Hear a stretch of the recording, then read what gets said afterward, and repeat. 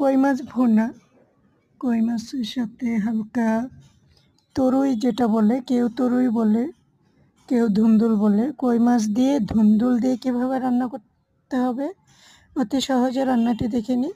আপনারা চাইলে আমার এই ভিডিওটি দেখে রান্না নিজেই করে নিতে পারবেন। যদি কেউ রান্না করতে অসুবিধা হয়, এই ভিডিওটা ফার্স্ট টু লাস্ট দেখলে আপনি এটা দেখে দেখে রান্না করতে পারবেন, কারণ আমি এখানে তেমন কিছু স্কিপ করিনি, যাতে আপনারা রান্না করতে সুবিধা হয়। আমি প্রথমে তেল গরম করে পেঁয়াজ দিয়ে দিয়েছি। পেঁয়াজটা বাদামি হওয়ার পরে হলুদ, মরিচ, আদা, রসুন, ধনিয়া, জিরে গুঁড়ো দিয়ে দিয়েছি, হালকা লবণ দিয়ে দিয়েছি স্বাদ মতো।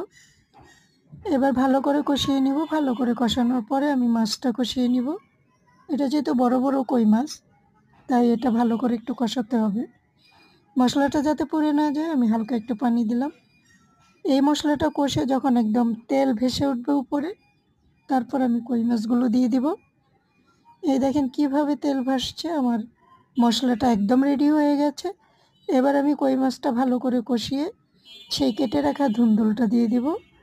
তরুই বা ধুন্দুল যে যে ভাষায় বলে না কেন, খেয়াল রাখবেন যে ধুন্দুলটা আগে ভালো করে ছিলে নিয়ে আস্ত থাকতে ধুয়ে নেবেন। কাটার পরে আর ধোয়া দরকার নেই, কারণ এখানে প্রচুর পানি বের হয়। কাটার পরে ধুলে অনেক পানি বের হবে, তাই কাটার পরে ধোয়ার কোনো প্রয়োজন হয় না। আপনি কাটার আগে ধুয়ে নেবেন। আর মাছটা ভালো করে কষিয়ে তারপরে আপনি ধুন্দুলটা দিবেন, কারণ ধুন্দুলটা অত্যন্ত নরম একটি সবজি, তেমন বেশিক্ষণ সিদ্ধ করতে হয় না, খুব সহজেই এটা সিদ্ধ হয়ে যায়। আমি ছোট ছোট করে কেটেছি, লম্বা করে আমি আগেই ধুয়ে নিয়েছিলাম, ধুয়ে কেটেছি।